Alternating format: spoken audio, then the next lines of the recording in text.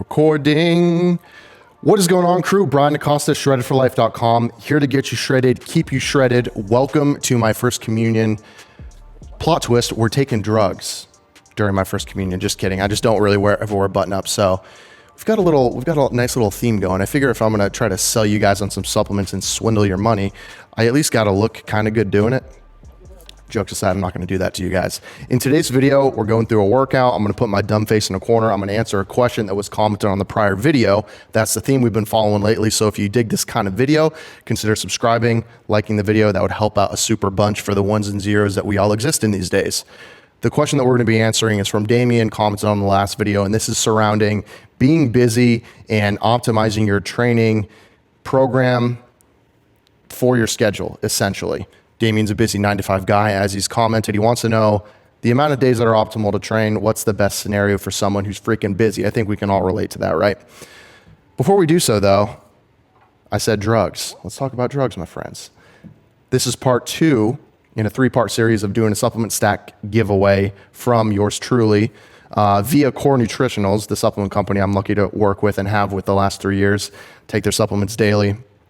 And they've blessed the channel with an opportunity to share some gains for all of us. Last week we did a workout supplement stack giveaway. This is specifically a healthy hormone support supplement stack giveaway. This is called the Big Papa Stack. These 4 supplements together, they can be purchased individually. However, this together as an intermediate to advanced athlete, perhaps you're a competitor who's watching, this will be great for you, especially in a competition phase. It can be taken year round though. This is going to be the antithesis of a comprehensive review of these products, okay? So unlike the last video, if you caught it, I'm going to yield to the links in the description that give a full breakdown of each of these supplements and why they may be beneficial for you, for men and women. And each of the product pages on Core's website does a damn good job of summarizing the ingredients, why they're important, and how they may help you in your fat loss, muscle gain journey. Briefly though, let's touch on them. Where am I at here? The focus is nice and buttery, so we need to make sure we got Core Alpha here. Core Alpha is a blood work proven testosterone support supplement. When I say blood work proven, essentially it doesn't send you into super physiological ranges where you're yielded no longer a natural athlete per WADA compliance and no longer able to compete in natural bodybuilding federations that are well organized and respected. All of these supplements will do that for you. 5-AT is, however, not WADA compliant. It was taken out of Alpha for that reason.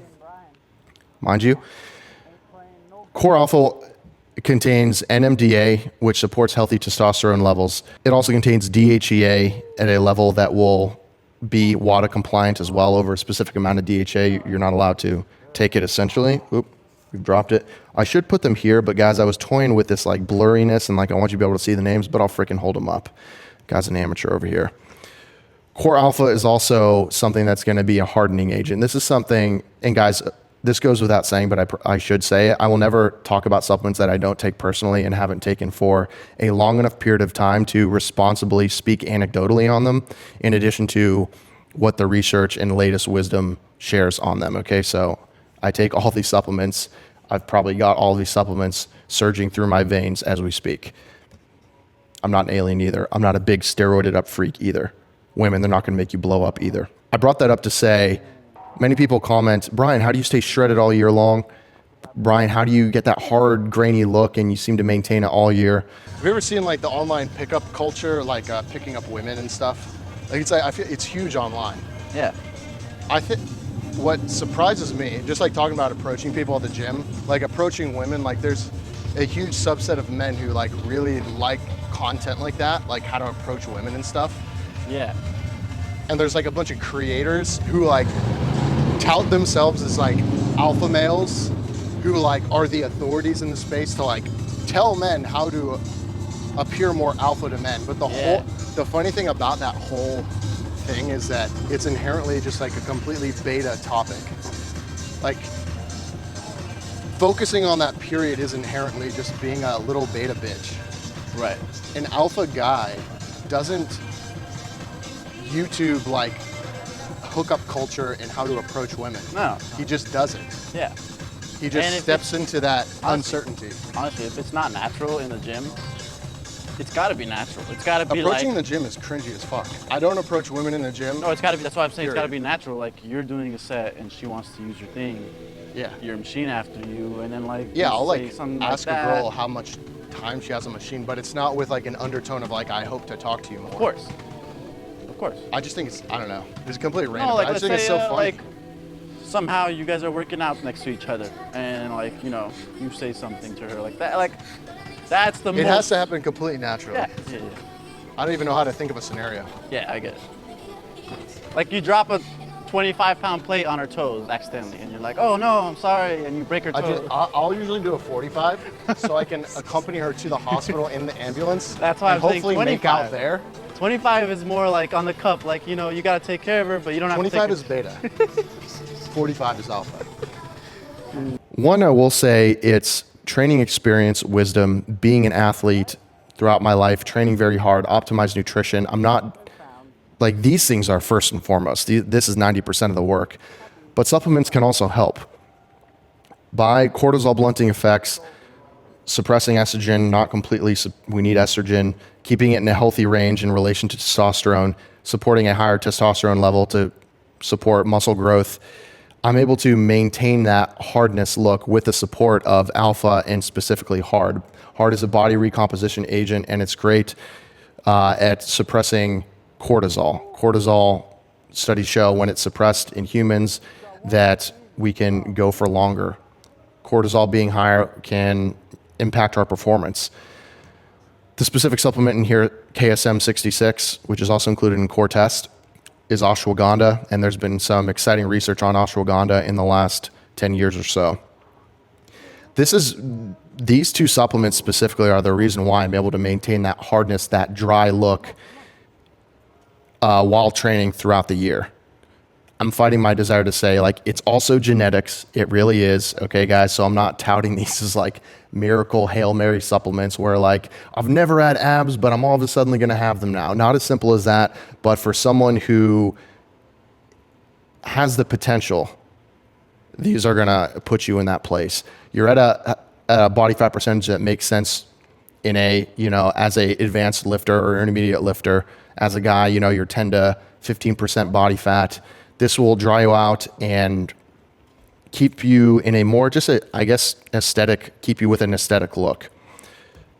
Core Test is similar to Core Alpha. However, it works in different mechanisms and will also support healthy testosterone levels. 5-AT is great at suppressing cortisol as well. So the guideline here, and this is the guideline that I've followed for the last 3 years of taking the Big Papa stack, is 8 weeks on and then 4 to 8 weeks off. I've also at sometimes done 1 month on, 1 month off, and alternated between that. It's great for a competition phase if you are in a cutting phase or towards the end of a cutting phase and you really want to squeeze everything out of you that you can. For that last 2 months, 8 weeks, you can be on the Big Papa stack. You can also continue it a bit after that as well, and extend it perhaps to 12 weeks. Guys, if you'd like the Big Papa stack, again, go ahead and comment on this Instagram post and follow Core Nutritional's IG page. This is just a small subset of a wide array of products that they offer, all research backed, all highest level of, you know, production compliance, and just a great company that I admire and I'm glad to work with. So without ranting too much, let's go on to the question that was commented on today's video. I didn't even hold up all of these, but you guys can kind of make out the names. They're in the description as well. Damien's question. So how many times per week maximum would you recommend to train for someone who is 30 and has a 9-to-5 sitting job? Personally, I heard very mixed opinions. Asking because I'm struggling with recovery, no energy. I think he may have copied and pasted or something. There's no expand. I think he might have gotten cut off, but I think I understand the gist of the question. So, you know, this is going to be highly individual based on your availability. And I want to first say that Ideally, we could find some 15s, but we only found 10s, but we made do. Guys, the tension curve on lateral raises is such that it arguably makes sense to not have a full range of motion. Because we're like, how much work are we really doing from here to here? You know? So maybe like here, to here. Slow, concentrated, really focus on that tension right here. Perhaps even a pause if we're feeling frisky, and then we can go back down. Limiting range of motion doesn't have to be just for lighter weights. Now, with lateral raises, in my opinion, there's not much utility in going above like 30 pounds. We're using the 25s here. Ideally, we had the 20s. For where I am personally in my journey, I think Ed is around the same place. 20s on lateral raises is plenty. It's not like a squat or a deadlift where the weight can vary widely. It can be highly specific. For these like secondary movements and body parts that are more aesthetic based, not to say that your medial delts don't help with pressing or bench press, but I'm just saying like we can't with the 25s like limit our range of motion. It's actually nice to get a little bit of momentum through this. It's nice to get some range of motion on the way up, is what I'm trying to say, especially with the 25s. Do you know your time constraints are actually true? As in the time constraints that you tell yourself. Is there a way that you can not work 9 to 5? Is there some flexibility that you can build, with your job where you can have a little more, time perhaps out of the office? I'm saying this now, especially because the last 2 years with COVID and the combination of like working at home versus working in an office setting, I think we're moving away from a job that is purely time-based, as in I need your ass in a seat, to, KPIs or like objective driven, as in like get these things done and then, you can go and be on your way. Perhaps, for example, if you finish at 3 or 4 instead, you can go ahead and head out. Do you know your constraint is that?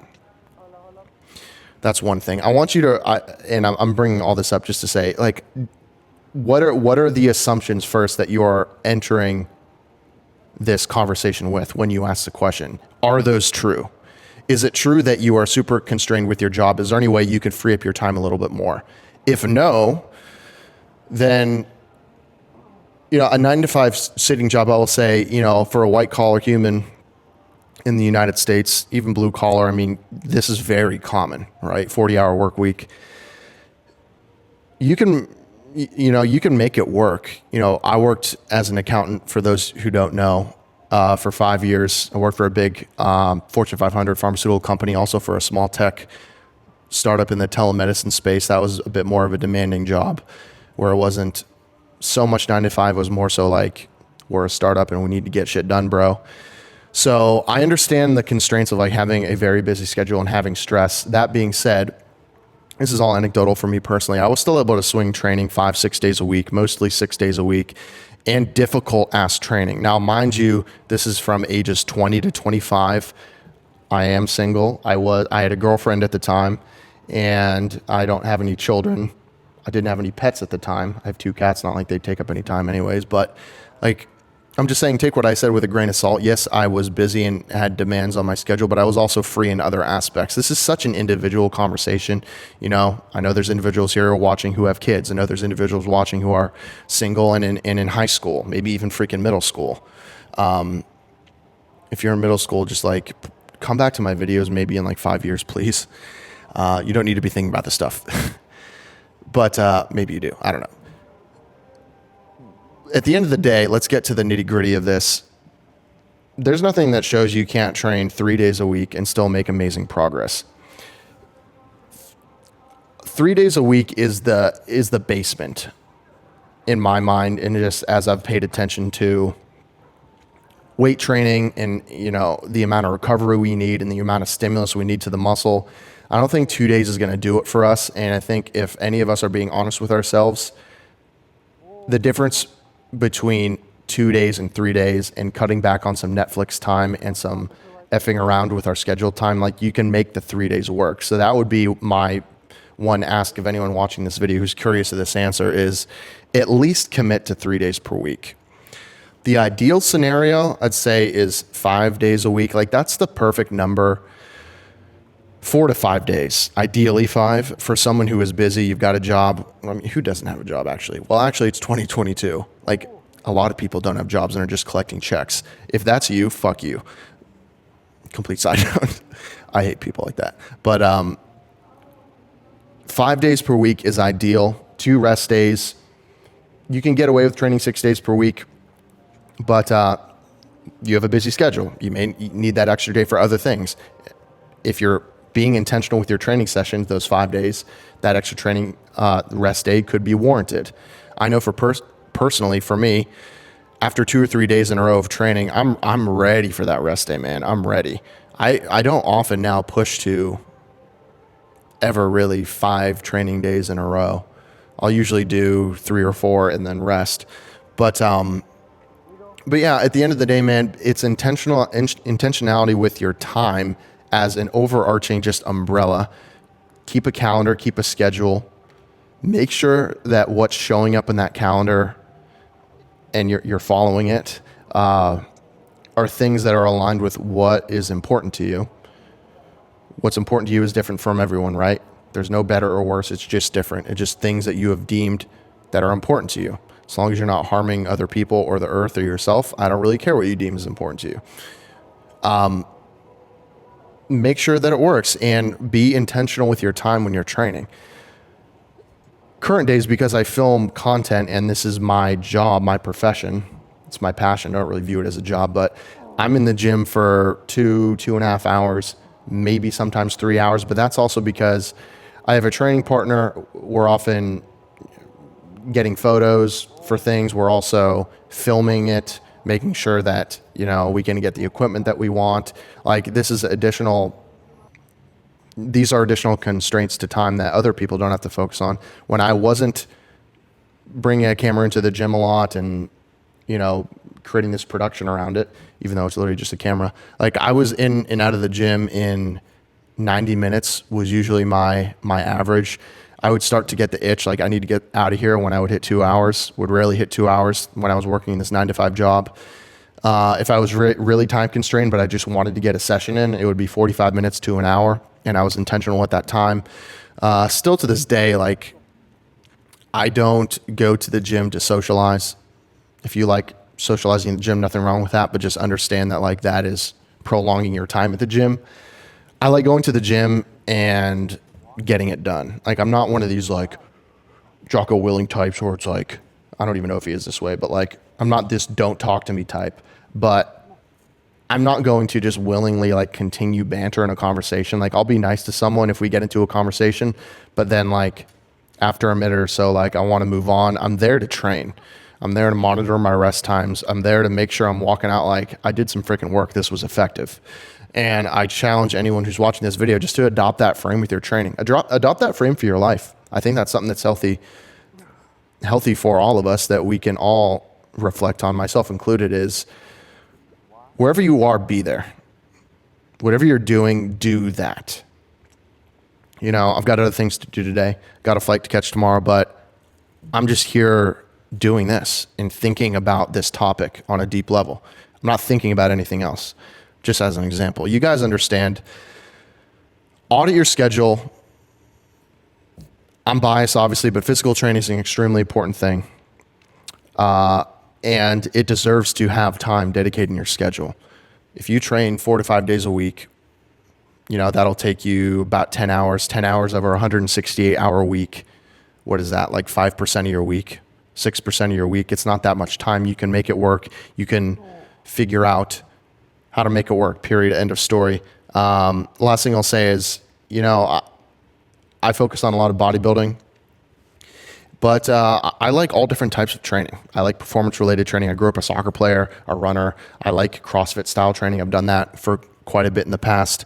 I think, body weight style training. There's other styles of training that aren't specifically gym-based that you can get done in less time as well. Tabata style training, you can get a crazy workout where you can't even walk the next day in probably like 20 minutes, 10 minutes.